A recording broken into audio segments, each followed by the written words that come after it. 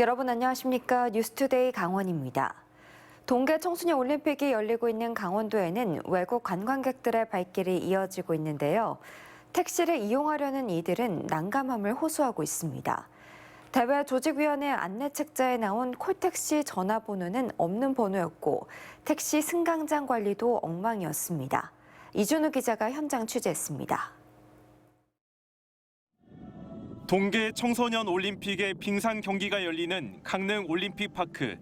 동계 스포츠와 한국 문화를 체험하려는 외국 관광객들로 북적입니다. 취재진이 만난 외국인들은 택시를 잡는 게 힘들다고 말합니다. 주변 한국인의 도움을 받지 않으면 택시를 부르는 게 어렵다는 겁니다. At the reception of the hotel, she showed me all.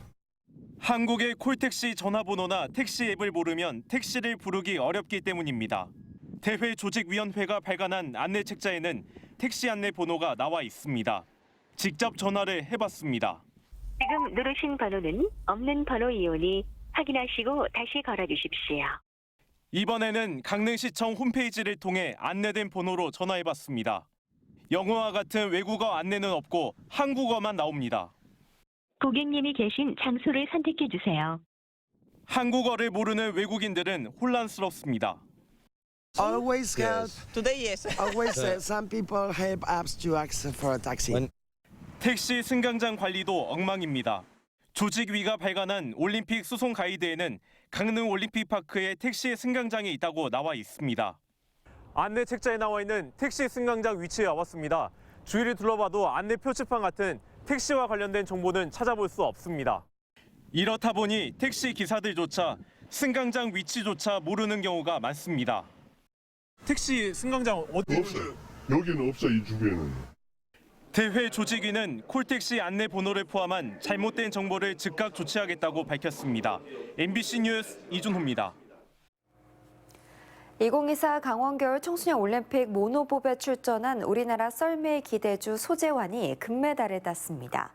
올해로 4회째를 맞는 동계 청소년 올림픽 썰매 종목에서 우리나라 선수가 메달을 딴 건 이번이 처음입니다. 윤하은 기자가 보도합니다. 알펜시아 슬라이딩 센터. 1차 시기 가장 먼저 스타트 라인에 들어선 소재환이 온 힘을 끌어모아 봅슬레이를 밀며 얼음을 박차고 달려나갑니다. 속도가 붙은 봅슬레이에 올라타 노련하게 주행을 이어갑니다. 우리나라 썰매 기대주 소재환이 2024 강원 겨울 청소년 올림픽 남자 봅슬레이 1인승 모노봅에서 금메달을 땄습니다. 1차 시기 53초 80으로 가장 먼저 피니시 라인을 통과했고 2차 시기 54초 83을 기록하며 1, 2차 시기 합계 1분 48초 63으로 1위에 올랐습니다. 본인 최고 기록으로 딴 뜻깊은 금메달이자 청소년 올림픽 우리나라 썰매 종목 사상 첫 메달입니다. 네, 일단 메달 딸 거라고 일단 확신이 있었고 일단 메달을 따게 돼서 너무 기쁘고 행복합니다. 이미 성인 국가대표팀에 발탁된 소재환은 이번 시즌 국제대회 유스 시리즈에 출전해 8개 대회 중 5개 대회에서 금메달을 수확하며 우승 후보로 꼽혀왔습니다. 함께 동고동락한 상지 대관련고 친구들과 가족들에게도 감사의 인사를 남기며 부끄럽게 웃은 소재환. 앞으로 성인 올림픽에서 좋은 성적을 내고 싶다는 다부진 각오도 밝혔습니다. 이제 앞으로는 이제 밀란 올림픽 출전을 위해서 많이 훈련하고 있을 것 같습니다. 2018년 평창 동계올림픽 이후 빙상뿐 아니라 설상 종목에서도 집중적인 선수 발굴과 훈련이 이뤄졌고 마침내 금메달이란 결실을 이룬 우리나라 대표팀. 남은 이번 대회 청소년 선수들의 활약이 더욱 기대를 모으고 있습니다. MBC 뉴스 윤하은입니다. 강원도교육청이 올해 제1추진 사업으로 돌봄 사업을 꼽았습니다. 저출생 현상을 극복할 대안의 하나로 평가되는 돌봄 정책. 우리 아이들과 부모님들은 올해 어떤 변화를 겪게 될지 이재규 기자가 취재했습니다. 초등학교 1, 2학년 아이들 10여 명이 교실에 모여 있습니다. 블럭을 만들고 보드게임도 합니다. 그림을 그리거나 종이를 접는 아이도 있습니다. 방학 기간 동안 운영되는 방학 중 돌봄 교실입니다. 친구들이랑 레고하는 게 좋아요. 집에는 놀거리가 없는데 돌봄에 오면은 놀거리가 많아요. 이 같은 기존 돌봄 방식에 교육 활동을 더한 강화된 돌봄 교육이 올해부터 시작됩니다. 올해 1학기부터는 정규 수업 전과 뒤 아침, 틈새, 저녁 돌봄을 학교에서 실시합니다. 최장 저녁 8시까지 학교에서 아이들 돌봄과 교육을 책임지는 늘봄 학교를 운영합니다. 맞벌이 부부, 워킹맘들에 대한 부담을 덜어드리는 걸 생각합니다. 그리고 또 아이들이 그 학원도 이제는 안 가고 방과 후에서 해결할 수 있도록 그렇게 하려고 합니다. 강원도 교육청은 올해 상반기 133개 초등학교에서 늘봄 학교를 시작해 연말까지 모든 학교로 확대한다고 밝혔습니다. 강원도 교육청의 올해 돌봄 사업 본 예산은 모두 170억 원.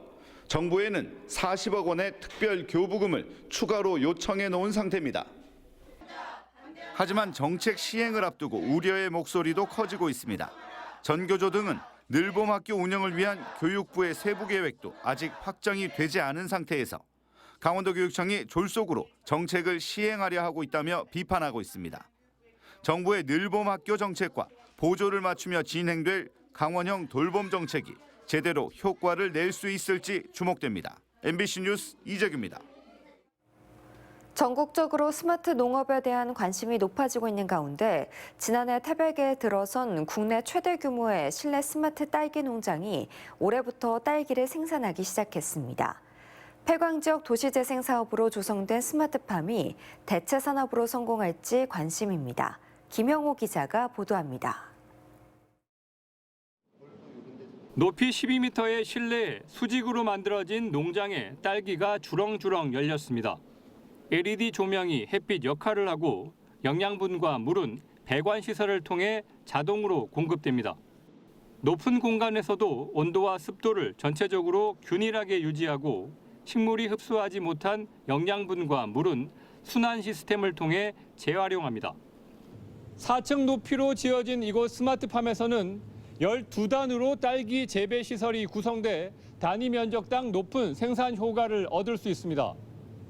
모두 5개 동이 갖춰져 4개 동에서는 딸기를, 1개 동은 딸기 육묘를 생산합니다. 1개 동당 면적은 330제곱미터인데 수직 재배 방식으로 10,000그루가량의 딸기를 키울 수 있습니다. 지난해 말까지는 시험 생산으로 매월 7톤의 딸기를 생산했는데 올해는 생산량을 30% 더 늘리겠다는 계획입니다. 프리미엄 딸기를 작년 여름부터 백화점에 판매를 하고 있고요. 올해 이제 생산 목표는 월 10톤으로 해서 연 생산을 120톤을 예상하고 있습니다. 태백 지역에서 경제 기반형 도시 재생 사업으로 조성된 스마트팜에는 170억여 원이 투입됐고 계획대로라면 연간 30에서 40억 원의 매출이 기대됩니다. 사계절 딸기 생산이 가능해 국내 생산량이 적은 여름에는 킬로그램당 10만 원까지 팔 수 있다는 게 업체 측의 설명입니다. 태백을 거점으로 인도아팜을 전국에 확산시켜서 지역경제 활성화의 신모델을 만들 테고요. 새로운 한국형 스마트팜을 토대로 해서 이를 수출로 확대를 하고 폐광 지역 경제 활성화의 신모델로 조성된 스마트팜이 대체 산업으로서 가능성을 보여줄 수 있을지 주목됩니다. MBC 뉴스 김영호입니다. 경찰이 레고랜드 조성 과정에서 배임 등의 혐의를 받고 있는 최문순 전 강원도지사를 소환 조사했습니다. 강원경찰청 반부패 경제범죄수사대는 지난주에 최 전 지사를 피의자 신분으로 불러 3시간 정도 조사했다고 밝혔습니다. 최 전 지사는 중도개발공사 채무 보증을 2,050억 원까지 늘리는 과정에서 강원도에 손해를 끼친 혐의 등을 받고 있습니다. 경찰은 최 전 지사가 강원도 드론택시 시제기 개발과 관련해서도 조사 대상이라며 추가 소환 여부를 검토하고 있습니다. 강원도의회 의원들의 의정활동비를 50만 원 인상하는 것에 대한 주민공청회가 어제 열려 찬반 의견이 격돌했습니다. 강원도의회 의원 의정비 심의위원회는 지난 4일 열린 1차 회의에서 의정비 지급 기준액을 50만 원 인상한 200만 원 이내로 잠정 결정했습니다. 공청회에서는 강원도의회 의정비가 전국 17개 시군 가운데 16번째로 최하위 수준이고 2003년 이후 21년째 동결됐다는 인상 찬성 의견과 주민 의정 만족도의 신뢰도가 낮고 전례 없는 재정 위기 상황을 고려해야 한다는 반대 의견이 맞섰습니다.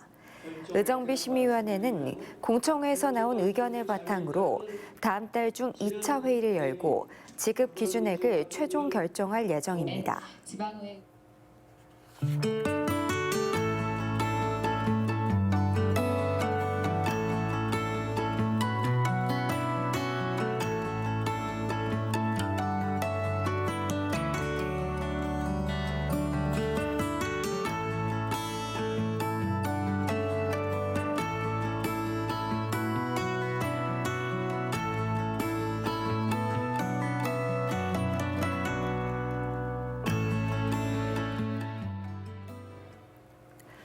지난해 12월 강원도 내 신용카드 결제액이 줄어드는 등 강원도의 경제가 부진했다는 평가가 나왔습니다.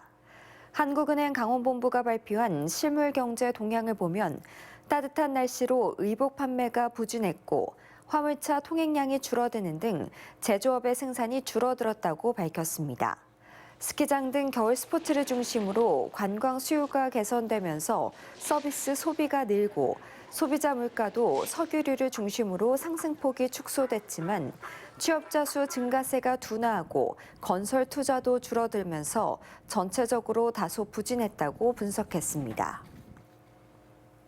2024 강원 동계 청소년 올림픽 대회에서 맞춤형 기상 서비스가 제공돼 대회 운영에 보탬이 되고 있습니다. 이번 대회에는 강릉 올림픽파크와 정선 하이원 출발과 도착 지점 등 강릉 평창, 정선, 횡성 10곳, 9개 지점에 포인트 예보 생산을 위한 수치 모델 가이던스를 개발했고 IOC를 위해 구경문 맞춤형 통보 시스템을 개발해 서비스하고 있습니다.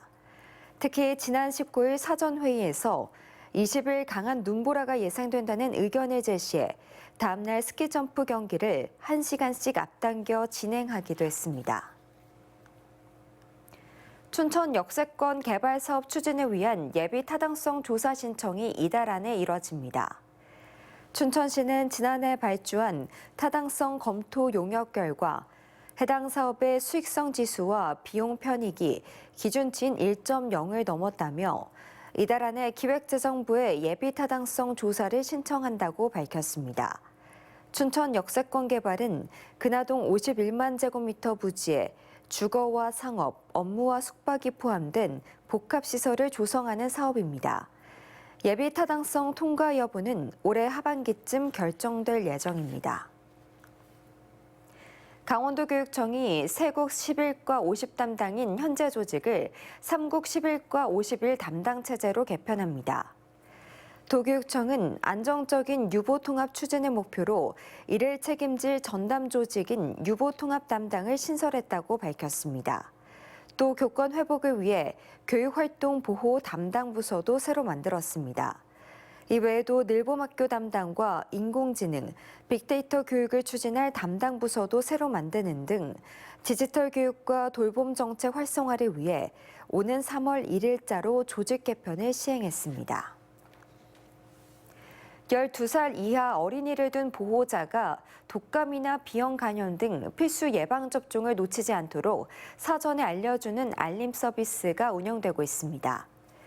질병관리청은 12살 이하 어린이 보호자가 국가에서 시행하는 무료 18종 예방접종 일정을 놓치지 않도록 주소지 시군을 통해 사전 알림 서비스를 운영하고 있습니다.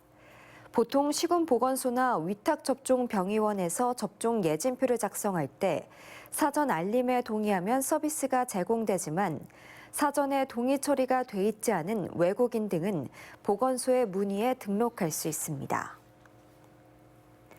영월군이 고향사랑기부제 시행 첫 해인 지난해 목표치를 웃도는 기부금을 받아 올해 목표를 3억 원으로 높였습니다.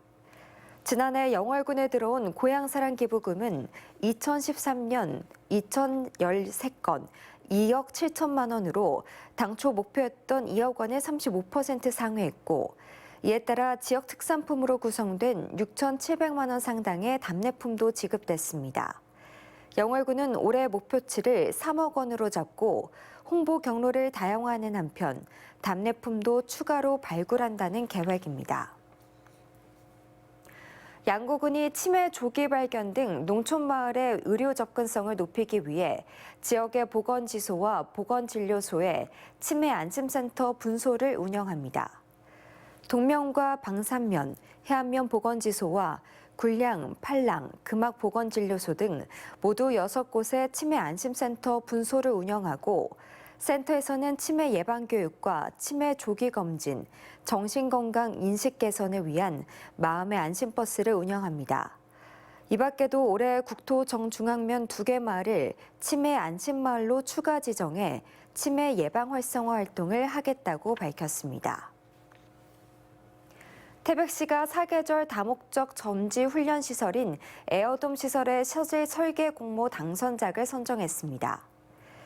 태백시는 사계절 다목적 전지훈련 시설 설계 공모 응모작 3개 가운데 산이엔씨 건축사 사무소와 3D 엔지니어링이 공동으로 응모한 작품을 당선작으로 선정하고 올해 11월부터 조성 공사를 시작할 계획입니다. 사계절 다목적 전지훈련 시설은 총 사업비 125억 원을 투입해 고원 내구장 일대 14,600제곱미터에 축구장 1면과 연습용 트랙, 체력 단련실, 휴게시설 등을 갖춥니다. 춘천시가 군용 비행장 소음 피해 주민들을 위한 보상금 지급 신청을 받습니다. 지급 대상은 지난해부터 소음 대책 지역에 주민등록을 두고 실제 거주한 주민이며 다음 달 5일부터 신부읍 행정복지센터에서 접수합니다. 보상금은 소음 대책 지역에 따라 1인당 3만 원에서 6만 원까지 차등 지급합니다. 춘천시에는 지난해 590명이 신청해 1억 6,300만 원의 보상금을 받았습니다. 강릉시가 지역 내 우수 제품 개발 기업에 포장재와 포장 인쇄비 등을 지원합니다. 강릉시는 다음 달 5일까지 참여 기업을 선정해 포장재 개발 지원은 8곳에 600만 원씩을, 국내외 박람회와 전시회 참가 업체는 모두 15개 업체에 200만 원에서 300만 원씩을 지원할 계획입니다. 강릉시에 본사나 공장을 둔 제조업체는 누구나 신청할 수 있으며 매출과 고용 인원, 각종 인증 기업 여부 등을 엄격히 심사해 4월까지 지원 대상 업체를 선정할 계획입니다. 강원FC가 지난해 K리그2에서 최소 실점을 기록했던 골키퍼 박정호를 영입했습니다. 박정호는 키 190cm, 78kg의 탄탄한 피지컬을 가진 골키퍼로 페널티킥 선방 능력이 뛰어나고 정확한 킥을 장착해 빌드업이 장점인 선수입니다. 2013년 경남FC에서 프로 생활을 시작한 박정호는 강릉시민축구단을 거쳤고 지난해 K리그2 김포FC의 주전 골키퍼로 활약하면서 리그 최소 실점을 기록했습니다. 세수 감소에 따른 재정 약화 상황을 타개하기 위해 인제군이 2025년도에 국비와 도비 2천억 원 이상 확보라는 목표를 세우고 본격적인 활동에 들어갔습니다.